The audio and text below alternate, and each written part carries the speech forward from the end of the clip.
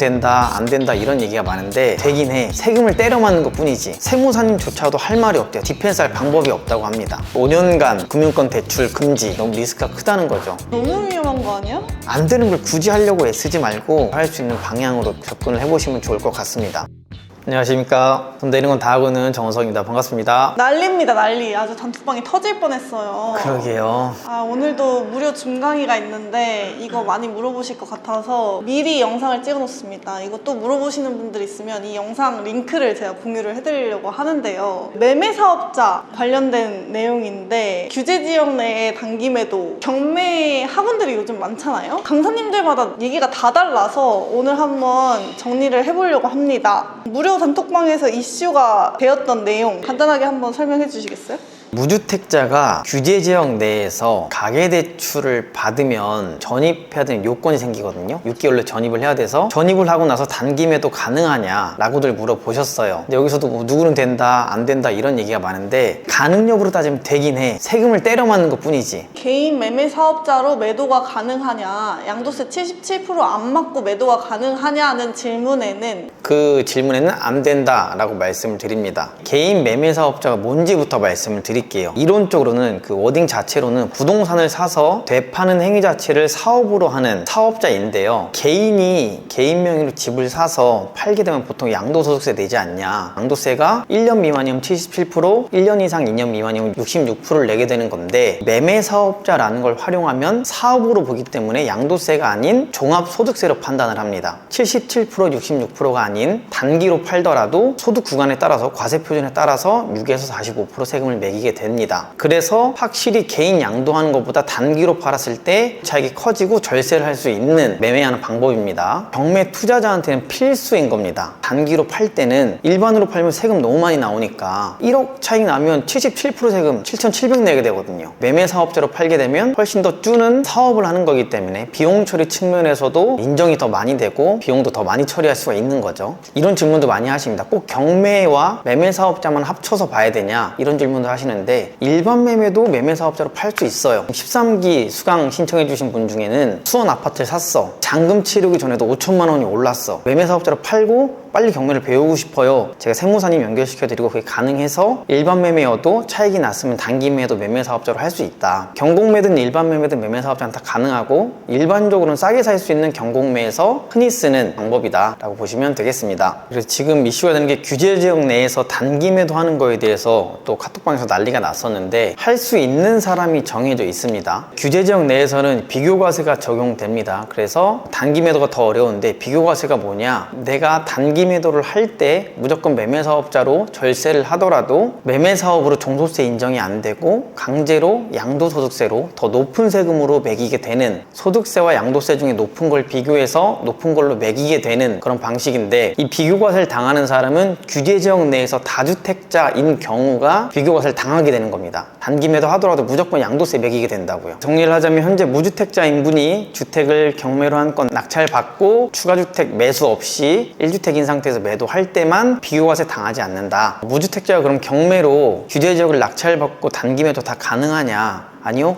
규제지역 내에서는 가계대출만 가능하고요. 사업자 대출은 다 막혀 있습니다. 불가능합니다. 그런데 이 가계대출의 요건이 뭐냐? 대출을 일으키면 6개월 내에 낙찰받은 그 집으로 전입을 해야만 합니다. 전입을 했다는 것은 매매 사업한 것과 요건이 상충이 되는데요. 기본적으로 매매 사업으로 매도하려면 낙찰받은 그 부동산을 내 사업자의 재고 자산으로 넣어놔야 합니다. 그런데 세무서에서는, 국세청에서는 재고 자산에 어떻게 전입을 하느냐, 그게 이론적으로 말이 안 된다. 기본 논리를 깔고 들어오기 때문에 그게 불가능한 겁니다. 세무서에서 판단할 때 양도세 회피 목적으로도 일부러 사업자 매물인 것처럼 둔갑한 거 아니냐라고 보고 양도세를 강제로 부과할 가능성이 상당히 높은 겁니다. 규제지역에서 가계대출을 일으키고 전입을 하게 되면 단기 매도는 불가해지는 겁니다. 이런 논리로 인해서요. 규제지역에서 단기 매도 되는 사람은 누구냐? 무주택자가 전입요건이 없는 대출들을 받으면 가능합니다. 그런 대출이 뭐가 있냐? 신용대출, 마이너스 통장, 공격적으로 보면 P2P도 있고요. 또 가족 차용도 있고 사내대출 이런 것도 있습니다.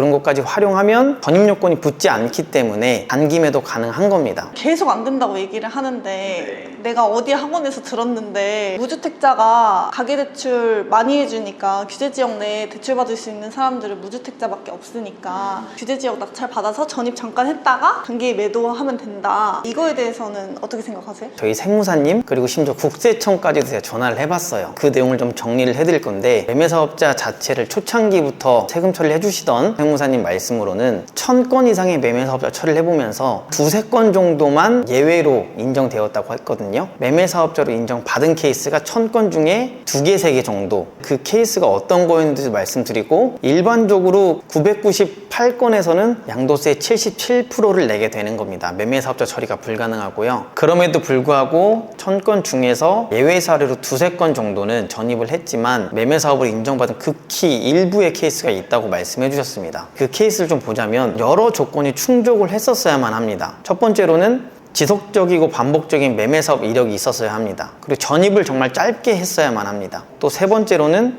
전입은 했지만 그쪽에서 실거주하진 않았어 라는 것들을 소명을 해야 됩니다. 이걸 갖추고 나서 네 번째 중요한 지자체 세무조사관을 잘 만나야 된다고 합니다. 국세청에도 물어봤는데 전입을 한다고 무조건 매매사업자 인정이 안 되는 건 아닙니다만 세무조사관의 의견에 따라 다릅니다. 앞선 요건 3개를 만족하고 세무조사관을 잘 설득해야만 하는 거죠. 근데 그 세무조사관님이 뭐 성격이 좋고 이런 게 아니고 논리적으로 재고자산이라는 그 상품 내에 어떻게 전입을 할 수가 있어. 그거는 세무사님조차도 할 말이 없대요. 디펜스할 방법이 없다고 합니다. 세무조사관님 그런 말을 안 하면 좋게 넘어갈 수도 있고, 근데 대부분 이런 말씀을 하시기 때문에 그냥 양도세 77%, 66%를 맞게 되는 겁니다. 여러분들이 잘 판단하셔서 해야 되는데, 제 수강생분들이나 또 우리 단톡방에 들어오신 분들한테는 이런 이유들 때문에 규제지역 전입 찍고 나서는 매매사업이 불가능하다라고 말씀을 드리는 겁니다. 세무조사관님이랑 우리랑 마주하게 되는 순간이 단기 매도를 하고 나서 예정신고도 하고요, 종소세 신고라는 걸 하게 되는데요, 이 신고를 하고 나서 세무서에서 바로 연락이 오는 게 아니라 1년 또는 길면 2년 내에 연락이 옵니다. 그때 소명을 해야 되는데 지금은 다 괜찮아서 아무 문제 없었다라고 하겠지만 1~2년 뒤에 연락이 오게 되면 내가 혜택받은 절세받은 세금만큼 다시 뱉어내야 되고요, 가산세도 매일같이 붙기 때문에 그만큼도 또 뱉어내야 되는 겁니다. 그런 부분이 상당히 부담스럽기 때문에 이런 리스크에 우리가 베팅할 필요는 없다는 거죠. 그리고 이제 그런 말씀도 많이 주십니다. 그러면 규제지역을 가계대출 받았어, 전입을 6개월 내에 해야 된다며, 그러면 6개월 내에 전입을 안 하고 매매를 해버리고 전세를 맞춰서 대출을 없애버리고 전입 안 하면 되는 거 아니야? 은행에서 말씀하시길 대출을 상환하잖아요. 상환 당시에 요구합니다. 전입세대 열람 가져오세요, 등본 가져오세요. 그러면 전입을 한 번이라도 찍을 수밖에 없기 때문에 대출을 상환하더라도 상환 전에 전입이 찍히니 소득세 인정에 불과하고 양도세로밖에 인정이 안 된다라고 보셔야 합니다. 근데 이미 매도했어요. 은행 빚은 다 갚았어요. 은행이 가지고 오라는데 전입 안 했는데요? 이미 매도했어요. 이렇게 하면 불이익도 있나요? 불이익이 그 대출 5년간 금융권 대출 금지, P2P는 빠지는 걸로 알고 있긴 하지만 전국 금융권 대출 5년간 제한이 걸립니다. 그 부분 잘 유의하시고 판단해 보시면 되겠고요. 규제지역을 가계대출 받고 전입 찍고 나서 매매사업으로 처리한 뒤에 예정신고와 내년 종소세 신고를 하더라도 1~2년 뒤에 세무서에서 연락이 온다고 했잖아요. 근데 그 비율도 전체 중에 한 30% 내외 정도라고 세무사님은 말씀해 주셨습니다. 나머지 70%가 될 거야 라고 생각하고 투자를 이렇게 하기에는 너무 리스크가 크다는 거죠. 규제지역은 더더군다나 잘 본다고 뉴스 기사도 엄청 많이 나오는데,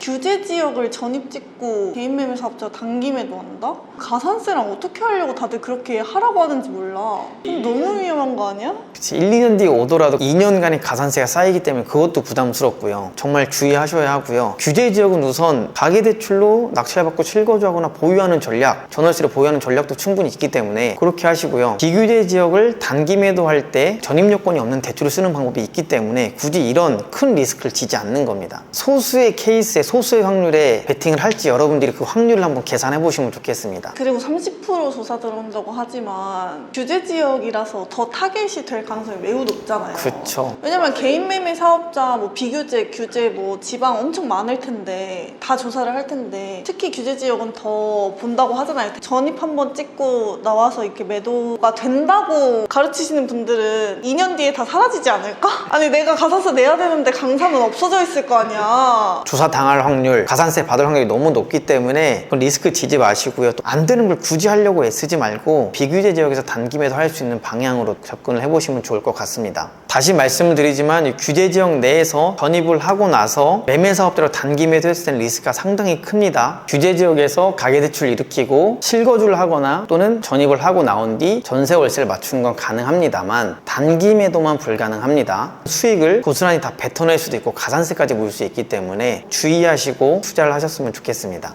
머니이슈 커뮤니티가 있습니다. 네이버 카페도 있고요. 카카오톡 단톡방도 있습니다. 그래서 다양한 사례들, 또 낙찰 후기, 컨설팅 후기를 보시려면 네이버 카페를 들어오시면 되고요. 만약에 실시간으로 물어보고 싶은 게 있다, 내가 어떤 정보를 취득했는데 그게 맞는지 점검하고 싶다라는 분들은 단톡방에 들어오셔서 여러 가지 질문을 해주시면 또 저희 말고도 은근 고수분들이 많으세요. 그분들이 또 하나하나, 또 저희도 하나하나 답변을 해드릴 겁니다. 그리고 실시간으로 또 답변을 드리기 위해서 한 달에 한 2번 정도 무료 줌강의를 진행하고 있거든요. 촬영 날짜 기준으로 오늘 진행하지만 여러분들이 주시는 질문들 모든 다 답변 드리는 시간인데 그 줌강의 일정과 참여 링크는 단톡방에서만 안내를 드리고 있습니다. 단톡방에 들어오셔서 기다렸다가 실시간 라이브도 참여하시고 질문도 많이 해주시면 좋을 것 같습니다. 네, 고생하셨습니다. 네, 수고했습니다.